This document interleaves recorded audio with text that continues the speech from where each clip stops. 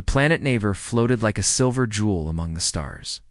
Its skies shimmered with colors that changed with the seasons, and great floating towers rose high above the glowing oceans. The Navorians were proud beings, tall and graceful, with skin that reflected faint light and eyes that glowed softly in the dark. Their cities were ancient, carved from crystal and steel, and their hearts carried the pride of 1,000 generations. In the grand palace of Naver, King Toron sat upon a throne made of white stone. He had ruled for many years, guiding his people through wars and peace, through expansion and discovery. Yet, for all his power, the king carried a sorrow that time could not erase. His daughter, Princess Lyra, had been lost many years ago during a border conflict near the Outer Rim. Her ship had vanished during a storm of magnetic fire, and no signal had ever been found. For the people of Naver, her name had become a legend, a memory of hope and sadness. For the king, it was a wound that never healed. Every morning he walked to the eastern balcony and looked to the stars, hoping one day he would see her ship return. But the stars gave no answer. The palace was quiet that morning. The light from the twin suns spilled through tall windows, painting the walls with soft gold. The king sat alone in the Hall of Remembrance, a vast room filled with banners and statues of the royal family. His advisors waited nearby, but none dared speak. The air was heavy with silence. At the far end of the hall stood a tall mirror made of clear crystal. It was a gift from the ancestors, said to show not only reflection, but also truth.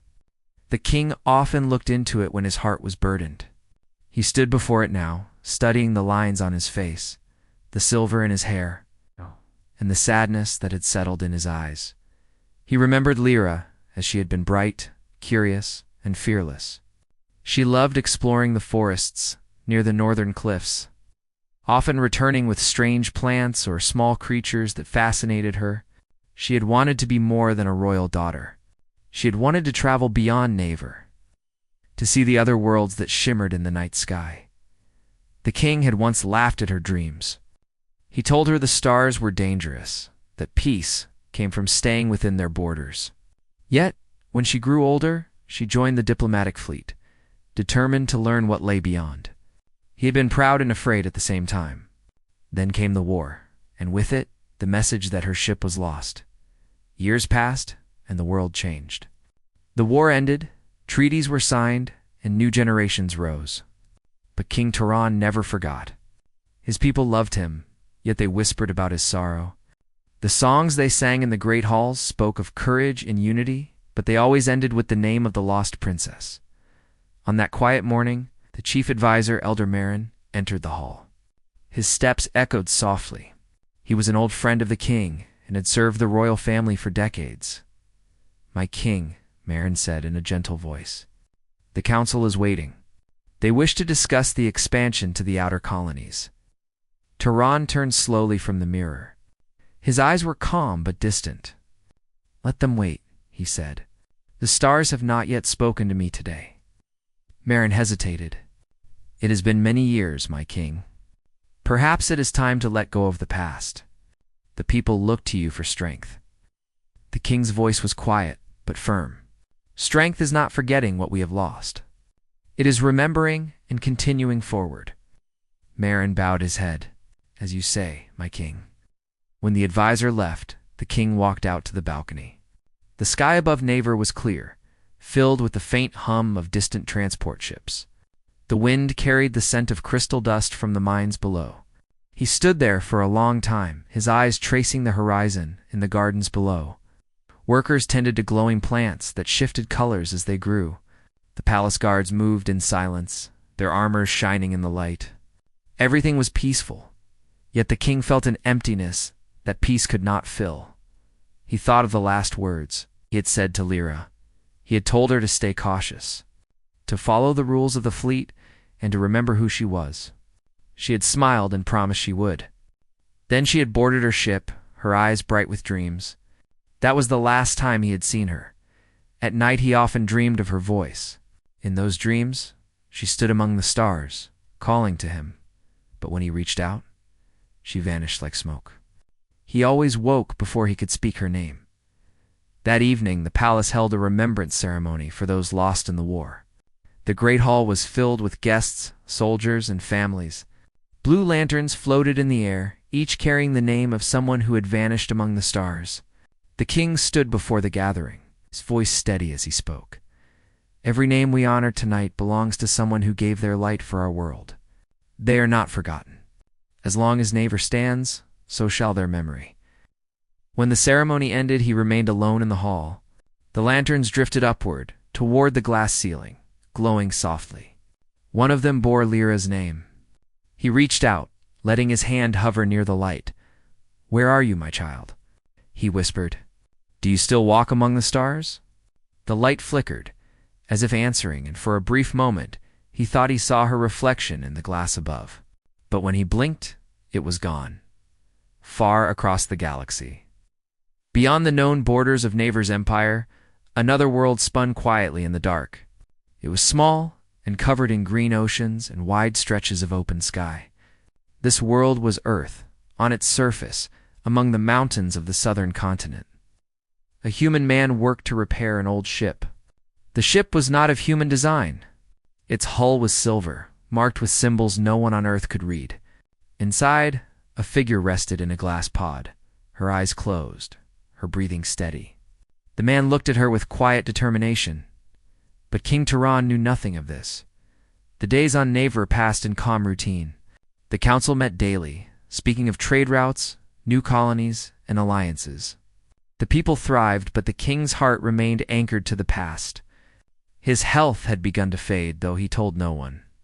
Only Marin noticed how the king sometimes paused to catch his breath, or how his hands trembled slightly. One night, as the king prepared to retire, a young guard entered the chamber. His face was pale, and his voice shook. "My king, there is something you should see," he said. Turan frowned. "What is it?" "A signal, my king. From the outer rim, it carries an old royal code." For a moment, the world seemed to stop. The king rose slowly, his heart pounding. "Show me." They went to the control chamber, where glowing screens lined the walls. The communication officer stood at his station, eyes wide with disbelief. On the central display, a small pulse of light blinked steadily. It was weak and broken, but it was real. "It matches the code of Princess Lyra's fleet," the officer said. "It appeared only once, and then vanished. The source is unknown, but it came from beyond the old border." The king stared at the screen, unable to speak. His mind raced.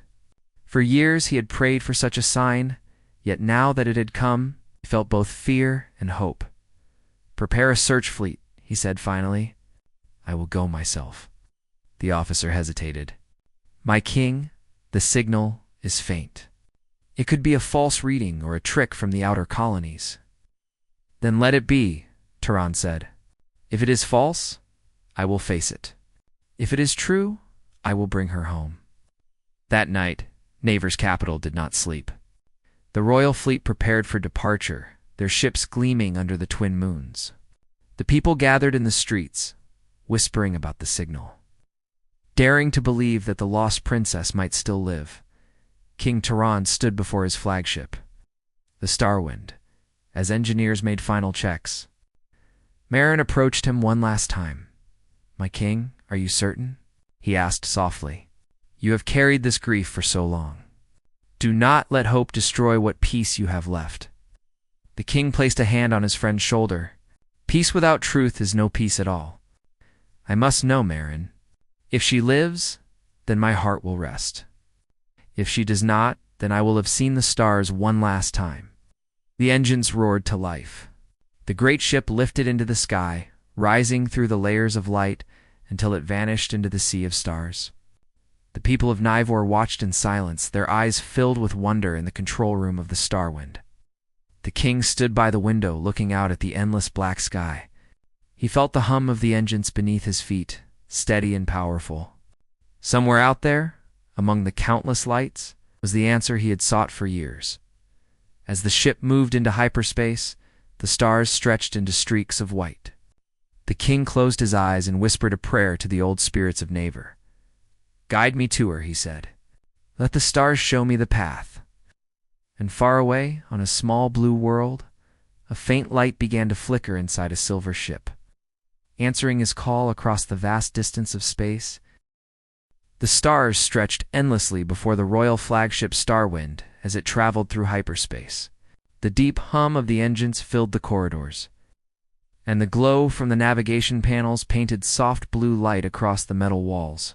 King Turan stood on the bridge, his hands behind his back, his eyes fixed on the shifting horizon. Every second of the journey carried both hope and fear inside him. He had dreamed of this moment for years, yet the closer he came to the outer rim, the heavier his heart felt. The signal they had received was faint and broken, but it carried the same code used by the royal fleet that had disappeared with his daughter. It was a code no one else could know. Captain Relin, commander of the Starwind, walked to the king's side. He was a loyal officer who had served the crown since his youth. His voice was calm and respectful. "My king, we are approaching the coordinates where the signal was last detected," he said. "Scanners show no ships in the area, but the readings are unstable." Or Turan nodded slowly. "Take us closer. Even a fragment of truth is worth the risk." The ship's engines shifted power, and the stars outside began to slow as they approached normal space. The view before them changed from endless light to the calm emptiness of deep space.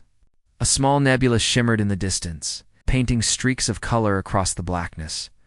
For several long minutes, there was only silence. The crew worked quietly, checking sensors and tracking signals. Then a young officer gasped. "My king, I am picking up a structure," she said. "It is not natural. It seems to be a ship, but the design is unknown." The king stepped forward. On screen, the image appeared before them. It showed a small vessel drifting near the edge of the nebula. The hull was damaged and dark, but faint traces of energy still flickered around it. "That is not one of ours," Captain Relin said. "It matches no known Navorian model." Turan stared at the image. The ship was strange and rough. It's built from materials unlike those of Naver, yet there was something about it that felt familiar. "Send a signal," he said. "Use standard royal code. If anyone is there, they will understand." The communication officer transmitted the message. The bridge fell silent again as they waited. Seconds turned into minutes. Just as the king began to think the ship was empty, the speakers crackled with sound. A voice came through, weak but clear. "This is Captain Aaron of the human exploration ship Odyssey. We are not hostile. We carry one passenger requesting direct contact with the royal house of Naver." Every person on the bridge froze. The word human carried a weight none of them expected. Humans were known across parts of the galaxy, but their technology was far behind that of the Navorians. They were explorers and dreamers, often dismissed as a young species with little influence. Yet this voice spoke with calm confidence. Captain Relin looked uncertain. "A human ship here? That is impossible.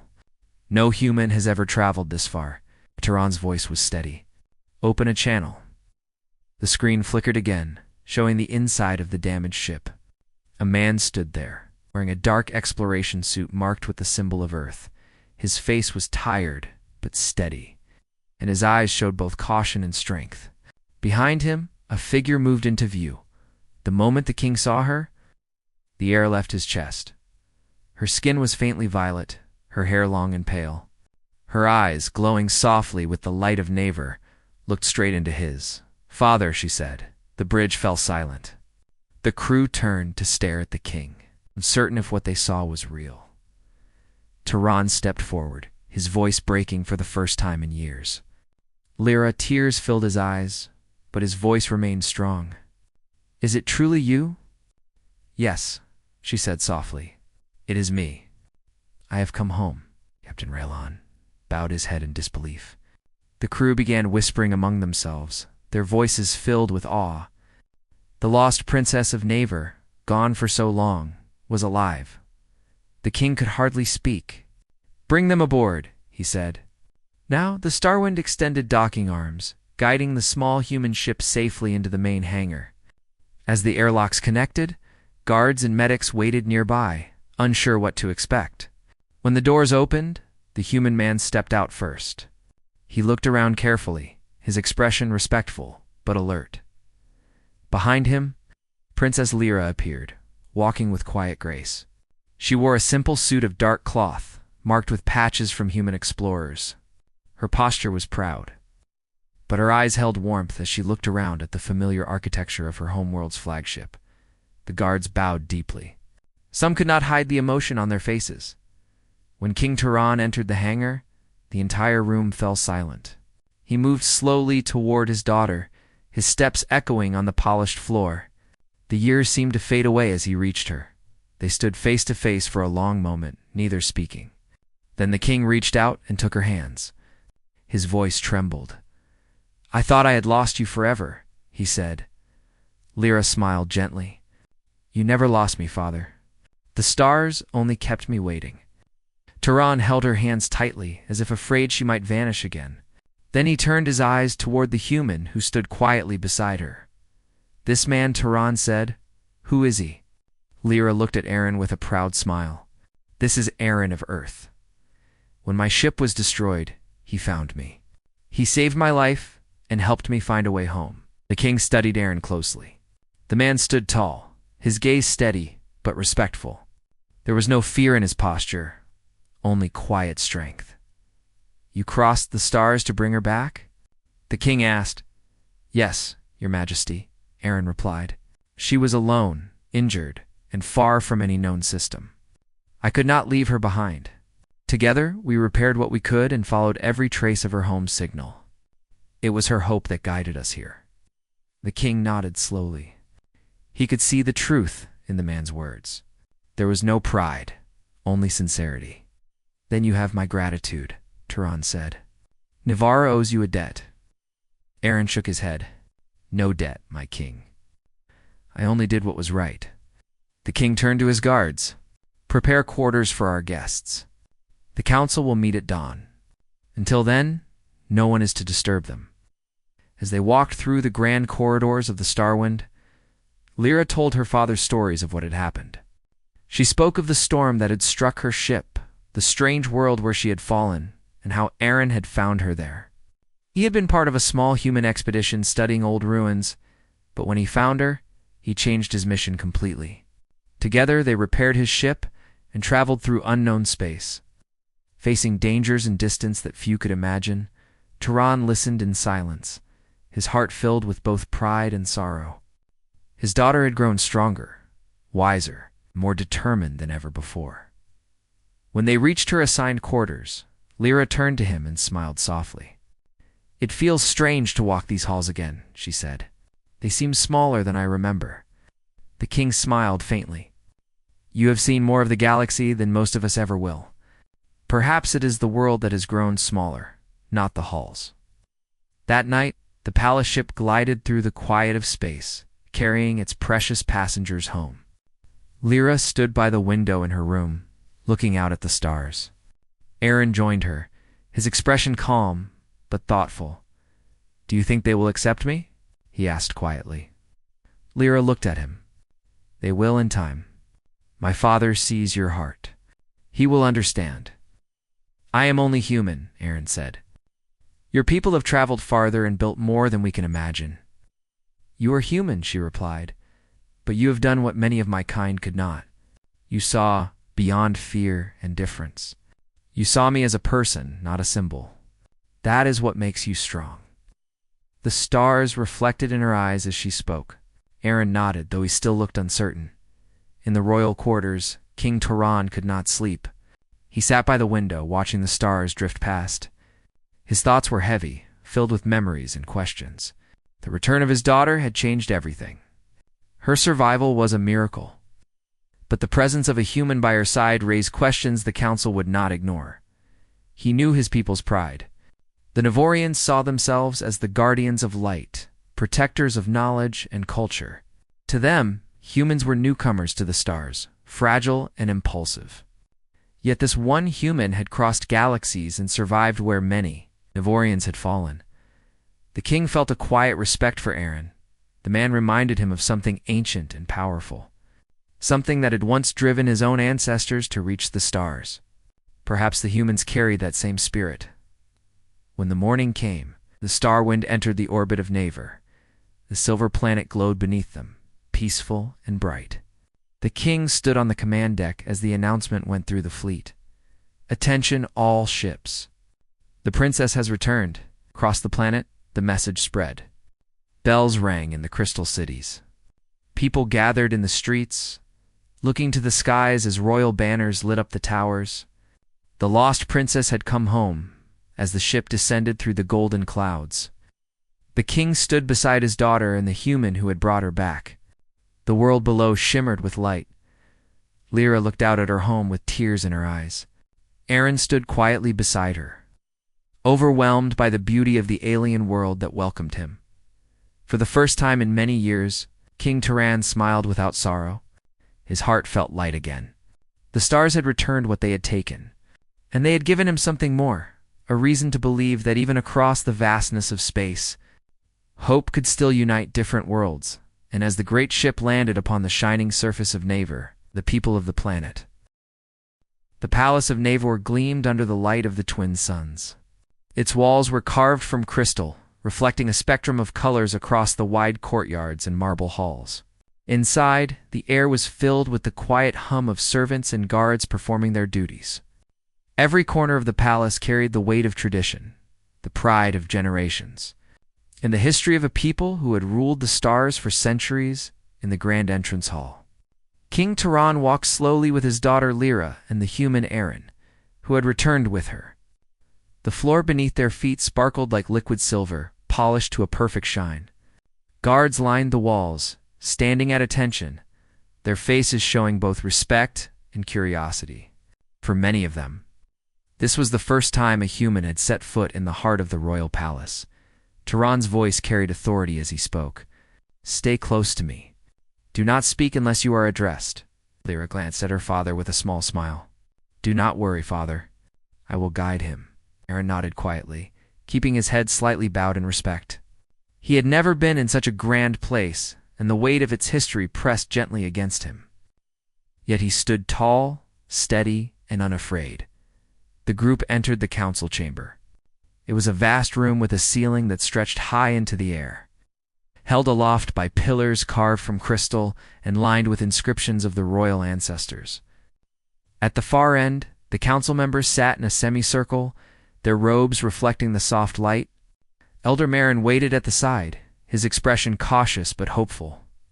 "Your Majesty," Marin said softly, "the council is ready to hear you."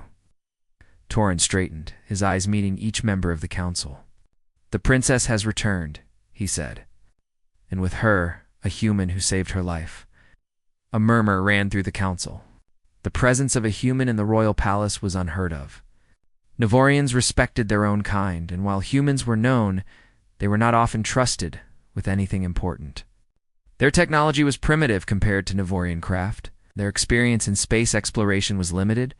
One of the council members, Elder Varin, spoke with a cautious tone. "Your Majesty, while the return of Princess Lyra is a moment of great joy, we must consider the implications of having a human accompany her. Our people are wary of outsiders. How can we trust that this human has our best interests at heart?" Turan's eyes were steady. "He has saved my daughter. That is proof enough. His loyalty is not in question." Lyra stepped forward, her voice strong and clear. "He did not only save me, he kept me alive when no one else could. He did not seek reward or recognition. He acted out of courage, kindness, and respect. That is all the proof you need." The room fell silent. The council members looked at one another, unsure how to respond. They had never heard a princess speak with such authority about a human before. Aaron bowed his head slightly. "I am honored to be here," he said. "I only did what anyone should have done. My concern was for Princess Lyra, not for politics or rewards. I wish only for her safety and the chance to return her home." Elder Varin raised an eyebrow, clearly skeptical. "A human who claims loyalty without proof. How do we know this is not clever manipulation?" Turan's voice was calm but firm. "If you doubt him, then I will test him. Let us see his strength, his courage, and his honor." Marin stepped forward, nodding. "The trial of honor is an ancient Navorian ritual. Only those of noble character may undergo it." If he passes, the council may have their answer. Aaron looked at Lyra, and she gave him a reassuring smile. "I believe in you," she whispered. The trial chamber was located deep within the palace, under the highest tower. It was a circular room, filled with intricate devices that had been used for centuries, to measure not only physical skill, but also moral strength and wisdom. The walls were lined with glowing panels, showing paths, challenges, and puzzles that tested both mind and body. When Aaron entered, the air seemed to hum with energy. The chamber recognized him as an outsider, a human, yet it also seemed to acknowledge his courage. The first challenge appeared as a series of floating platforms, suspended over a pool of glowing liquid. They shifted and rotated with every step, testing balance, patience, and focus. Aaron moved carefully, observing each platform before stepping. He remembered the lessons Lyra had shared with him. Trust your instincts, but also pay attention to the world around you. Step by step, he made it across, never rushing, never panicking. When he reached the center, a voice spoke through the chamber. "You have passed the first trial. Now prove your wisdom." Panels lit up on the walls, each showing complex symbols and sequences. The task was to arrange them in a specific order, using logic and reasoning. The symbols represented principles of Navorian history, ethics, and science. Aaron studied them carefully. He did not know the exact meaning of each one, but he could understand the patterns. He adjusted, moved, and aligned them until the sequences matched perfectly. The chamber hummed in approval. "You have passed the second trial. Now prove your loyalty." Final challenge was not physical or mental, but emotional. The chamber projected illusions of danger and distress. Lyra appeared first, calling for help in a voice filled with fear. Aaron could see shadows approaching, shapes of impossible threat, yet he understood that none of it was real. It was a test to see if he would act with courage, compassion, and reason. He moved toward Lyra, steady and calm, reaching her side and shielding her from the illusions. He did not panic.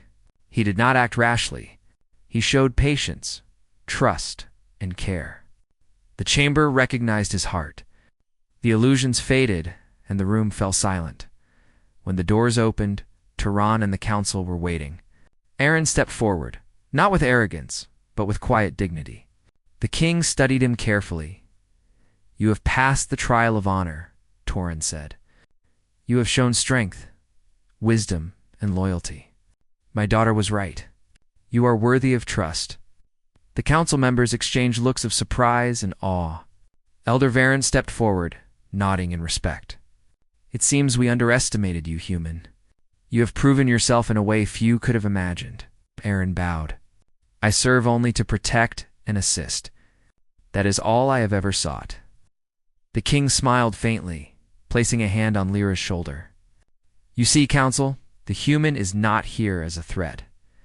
He is here as a friend, a guardian, and a bridge between worlds." The mood in the chamber shifted. What had begun as doubt and suspicion transformed into curiosity and cautious respect. The council members asked questions, not to challenge, but to understand. They inquired about his journey, his knowledge, and his experiences. Aaron answered each with honesty and clarity. He spoke of the distant worlds he had visited, of the creatures and civilizations he had seen, and of the challenges of traveling so far from home. He described how he and Lyra had worked together to repair the damaged ship, to navigate unknown regions, and follow signals across light years of space. His words were clear, simple, and true. The council listened intently. By the end of the discussion, many of them were smiling, impressed by the courage and integrity of the human who had returned the lost princess to her home. Later, as the sun began to set over the crystal towers of Navor, Lyra and Aaron walked through the gardens with the king. The glowing plants and flowers bent toward the light as if welcoming the princess home. Birds with feathers that shone like liquid metal flitted through the trees. The air was filled with the scent of blooming crystals, fragrance unique to Nivor. "You have earned your place here," the king said quietly to Aaron. "Not because of birth or title, but because of your heart. That is something rare, even among my people." Aaron nodded, humbled. I only did what seemed right. Lyra smiled, slipping her hand into Aaron's. And that is why you belong here, even if you are not of our world. You see things differently, but you understand what matters. The king looked at his daughter, his eyes filled with pride. You have grown stronger than I imagined. You have survived beyond the stars and returned wiser, braver, and more compassionate. I am proud to call you my daughter. The gardens glowed as the twin suns dipped below the horizon. Shadows danced across the pathways, but the light of the palace remained steady, reflecting the strength and resilience of its people. For the first time in many years, King Torin felt hope not only for his daughter, but for the future of Nyevor. Aaron walked beside them, a human in a world far from home, yet accepted and respected for his courage, his loyalty, and his heart. Lyra led him forward, showing him the palace, introducing him to the staff, and sharing stories of her childhood. The people of Nyevor began to see the human not as an outsider, but as a friend and ally. That night, in the private quarters of the princess, Lyra and Aaron sat together. Overlooking the glowing city below, do you think they will ever fully accept you? Aaron asked softly. They will, Lyra replied. It may take time, but what matters is truth. You have shown them courage and loyalty. That is all they need. And you? He asked, How do you feel? I feel home, she said, looking out at the sparkling towers. And for the first time in many years, I feel safe. The stars above Nyevor shone brightly, reflecting the light of the future. Two worlds, once distant, had found a connection through courage, compassion, and the unyielding strength of the human spirit. The lost princess had returned, and beside her, a human had proven that even across galaxies, trust, loyalty, and heart could build bridges between worlds. The morning sun rose over the palace of Nyevor, casting soft golden light across the crystal towers. The air was crisp and quiet as King Turan, Princess Lyra, and Aaron walked toward the Hall of Honor. It was the largest and most sacred structure in the royal city, where generations of Nyevorians had been tested for courage, wisdom, and loyalty. Today, Aaron would face this trial. The hall was a towering dome of crystal, so tall that the ceiling seemed to touch the sky. Ancient symbols glowed faintly along the walls, tracing the lineage of Nyevorian heroes. Platforms floated in the air, moving in careful patterns. Light danced across the floor, creating the illusion of rivers and pathways. The room was alive with energy, waiting to measure the strength and character of anyone who entered. Aaron's steps echoed as he approached the center of the hall. He felt the weight of history pressing down on him, but he kept his gaze forward, steady and calm. Lyra walked beside him, her hand brushing his shoulder for reassurance. You will do well, she whispered. Trust yourself. You have already proven more than anyone could imagine. The king watched silently, his hands folded behind his back. For years he had feared this moment. Could a human truly pass a test designed for the noblest of Nyevorians? Could someone from another world prove their worth to his people? The chamber doors closed behind Aaron, sealing him inside. Immediately, the trial began. The first challenge was one of balance and agility. Platforms rose and fell over a glowing pit of light. Some moved quickly, some rotated, and others seemed to vanish and reappear. To reach the next stage, Aaron had to cross the platforms without falling. He observed each carefully. His human instincts, combined with lessons from Lyra, guided his steps. He moved deliberately, timing each jump and step to the rhythm of the floating platforms. When a platform tilted, he adjusted his weight, keeping steady. When one disappeared, he leaped to the next with confidence. The chamber seemed to test not just strength, but patience and focus. After several tense moments, Aaron reached the center platform. A soft chime echoed through the hall. The first stage had been passed. The second challenge was one of strategy and intellect. Panels appeared on the walls, each glowing with a different color. Lines of light connected them in intricate patterns. The task was to arrange the colors in a sequence that represented the principles of Nyevorian leadership: courage, wisdom, empathy, and loyalty. Aaron studied the patterns carefully. He did not understand all the symbols, but he recognized the logic behind them. He traced the lines with his fingers, rearranging them until the sequence felt right. Light flashed, and the panels confirmed his success. You understand the ways of the mind. A deep voice echoed in the chamber. Now show the ways of the heart. The final challenge was the most difficult. The hall shifted into a simulation of a battlefield, though no real harm could come. Illusions of danger surrounded Aaron. Shadows approached, structures crumbled, and sounds of chaos filled the air. In the center, he saw Lyra calling for help.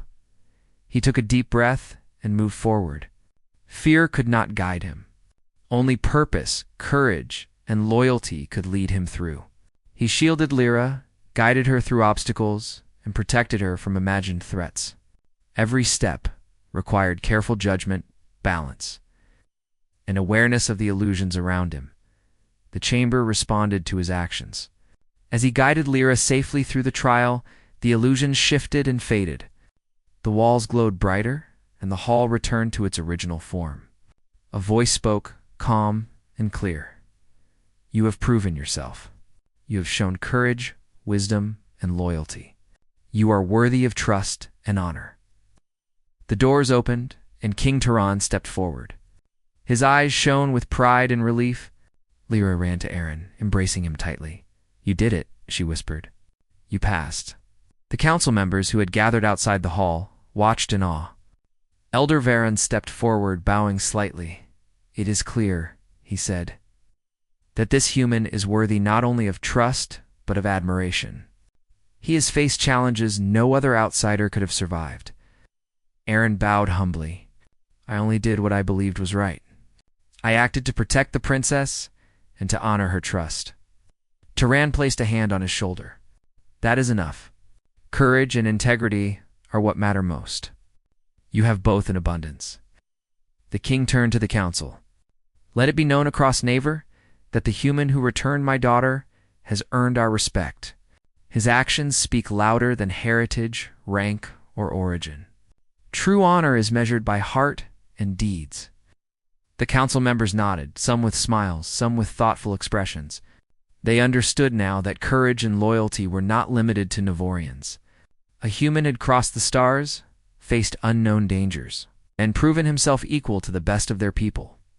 As the ceremony ended, the palace erupted in quiet celebration. The streets were alive with people who had heard the news of the princess's return, and the success of the human who had saved her. Songs were sung, lanterns were lit, and a sense of hope spread across the city. That evening, Aaron and Lyra walked through the palace gardens with King Turan.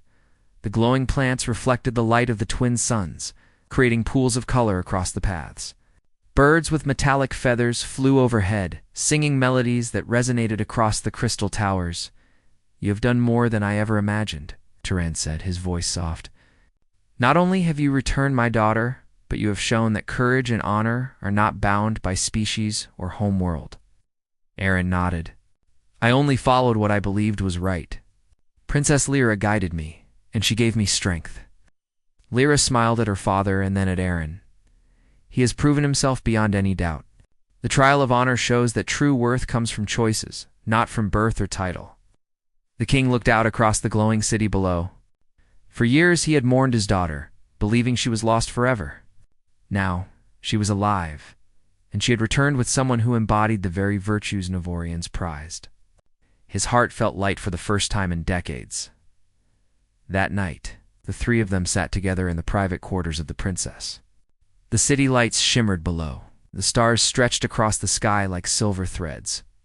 You have earned your place among us, Turan said to Aaron, not because you were born into our world, but because your heart and actions prove your value. That is more important than any rank or title. Aaron looked at the king with respect. I am honored. I will continue to serve and protect as I have done. That is all I wish. Lyra rested her hand on Aaron's arm. We will face many challenges together, she said. And I know we can succeed because we have courage, trust, and heart. The stars above Naver gleamed brightly, a promise of hope and unity. The trial of honor had not only tested Aaron, but it had also strengthened the bond between worlds. Humans and Navorians could learn from each other, support each other, and achieve more together than they could alone. King Toron stood by the window, looking out at the night sky. His daughter was safe. His people had a reason to hope. And across the galaxy, the human who had returned his daughter had shown that heroism, loyalty, and courage were universal. The palace was quiet, yet alive with energy. The trial of honor had ended, but its meaning would last forever. It was a story of bravery, trust, and the power of the human spirit. As the night deepened, the lights of Navor reflected in the glass of the palace towers. The kingdom slept peacefully, but the heart of the people had been changed. A human had walked among them and proven that honor and courage could cross any boundary, even the vast distances of space. For the first time in many years, King Toron felt hope not just for his daughter, but for the future of Navor. He knew that together, humans and Navorians could achieve great things.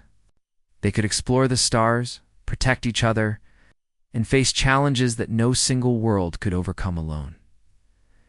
The trial of honor had ended, but a new chapter was beginning, one of unity, trust, and the recognition that greatness was not limited by origin, but found in the strength of heart, the clarity of mind, and the courage to act when it mattered most.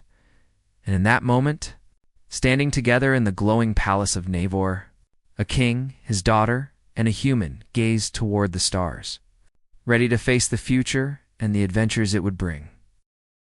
The twin suns rose over Navor, casting long golden shadows across the crystal towers. The air was crisp and alive with the sound of awakening birds and the soft hum of distant engines. The kingdom was bustling with activity, yet there was a calm sense of hope and excitement, a feeling that something remarkable had begun. In the palace, King Toron walked with his daughter, Princess Lyra, and the human, Aaron, through the vast corridors toward the council chamber. Today, an announcement would be made that could change the fate of the planet. The trial of honor had proven Aaron's courage, loyalty, and wisdom. Now the kingdom would see that the walls between worlds could be crossed, that trust and friendship could flourish across galaxies. The council chamber was filled with Navorians of all ranks. Elders, advisors, and young leaders waited in anticipation. The room shimmered with the light of crystal chandeliers, casting rainbows across the walls. Murmurs passed through the crowd as everyone wondered what the king would say and how they would respond to the presence of a human among them. Toron stepped forward, his presence commanding yet calm. His gaze swept across the room, finally resting on the council. "My people," he began. "For many years we have lived believing that strength and wisdom were ours alone. We have built towers, explored the stars, and protected our home. Yet today we have learned a truth greater than any structure or discovery. True strength comes not only from ourselves, but from trust, loyalty, and courage, no matter where it comes from." He gestured to Aaron, who stood beside Lyra. "This human," Toron continued, "traveled across the stars, faced unknown dangers, and returned my daughter to me. He did this not for reward or recognition, but because he understood what was right. His actions prove that courage and loyalty are not limited by species, homeworld, or birth. They are universal qualities found in the hearts of those who choose to act with honor." A hush fell across the chamber. The council members exchanged glances, some in surprise, some in admiration. The people present had long known of the lost princess, but few had imagined her return would bring a human into the heart of the kingdom. Princess Lyra stepped forward. Her voice was strong, steady, and full of conviction.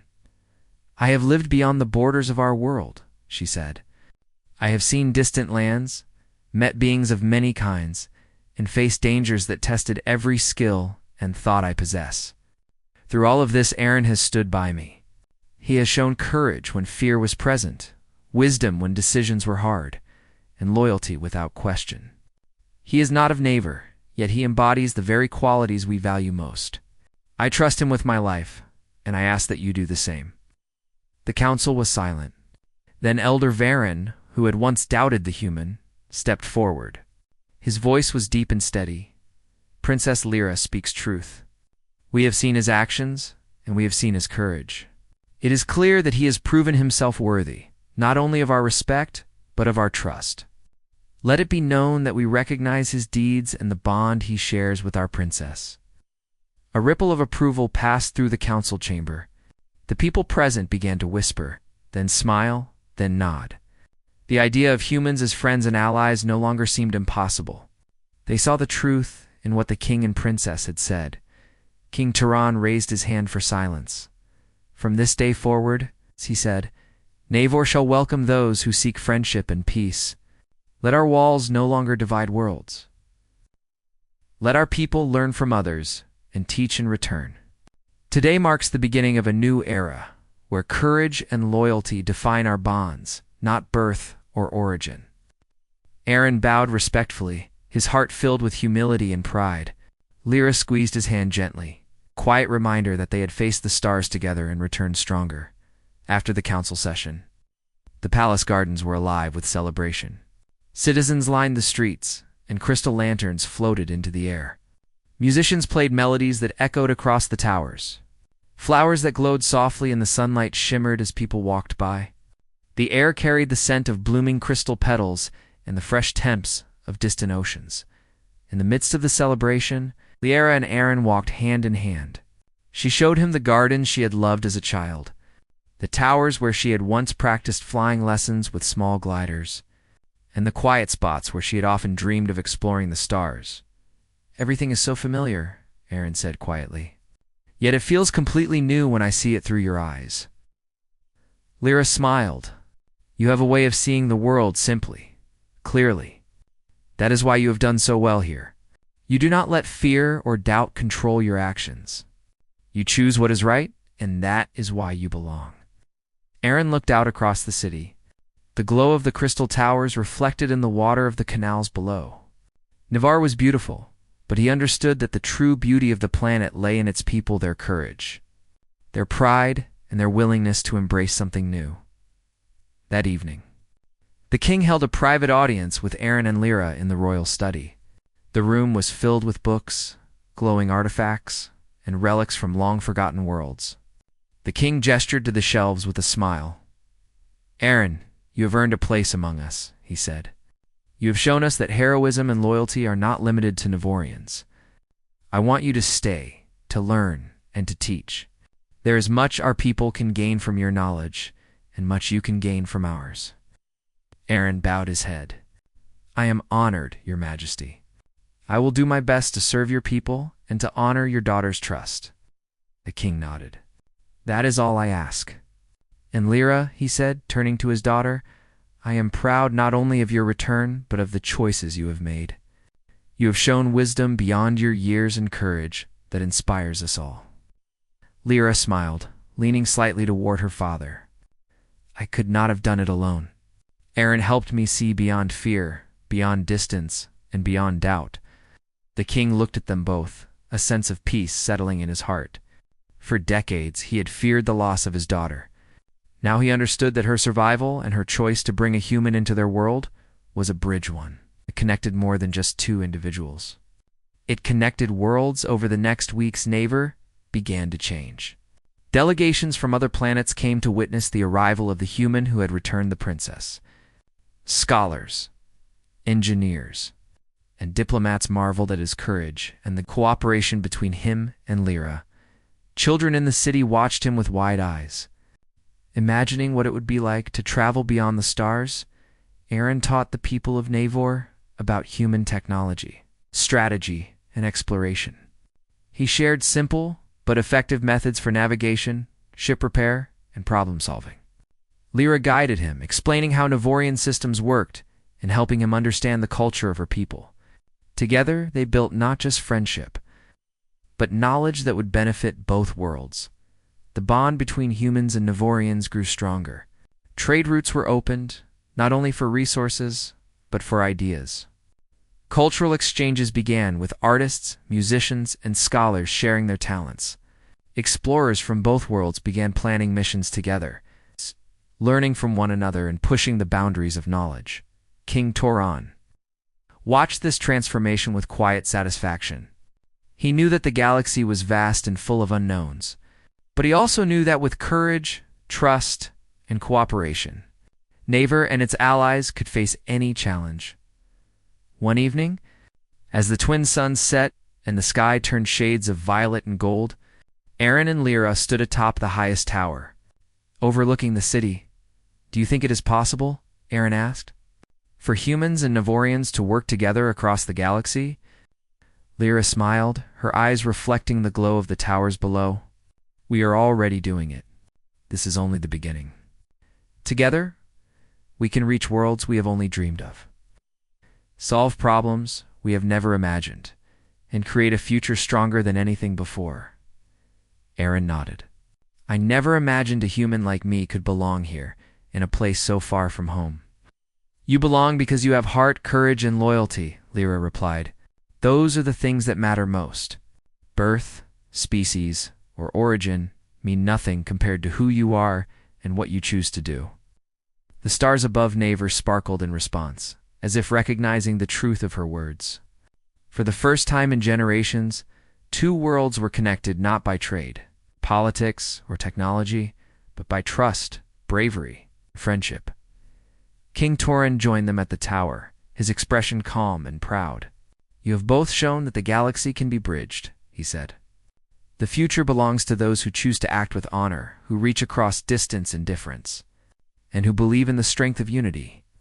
Lyra leaned against her father and smiled at Aaron. "This is our home now, and it will grow stronger because of him and the trust we share." The three of them looked out across Naver, the city sparkling beneath the twin suns, the towers reflecting the light of a new era.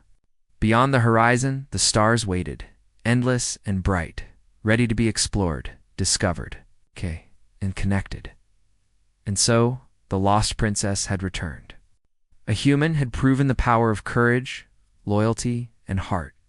And together, they had begun the bridge between worlds, a bridge that would last for generations, uniting species, ideas, and hearts across the galaxy. The kingdom of Naver slept that night under the watchful glow of the twin moons, dreaming of the future, safe in the knowledge that trust, courage, and friendship could truly change the universe. The bridge between worlds had been built, and the story of the lost princess and the human who returned her would inspire countless generations to come.